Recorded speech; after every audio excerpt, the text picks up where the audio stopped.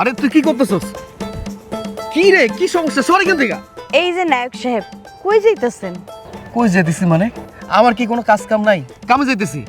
না, ভাবলাম শহর থেকে এত বড় লোকের মাইয়া বিয়ে করে আনছেন, তার লিগা শপিং করতে যাইতেছেন নাকি?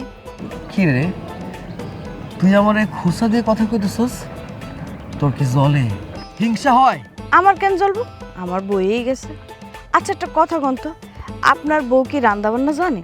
নাকি কইব আমার বাপ মা আমার রাইন্দার মুখে তুইলা খাওয়াইছে, আমি কোনোদিন চুলার পারে যাই নাই, আমি রাঁধতে পারি না, এইসব কয় আপনার বউ?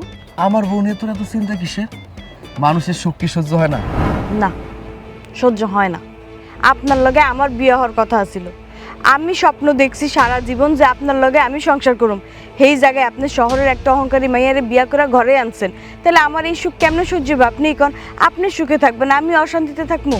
এটা কেমন কথা কইলেন আপনি?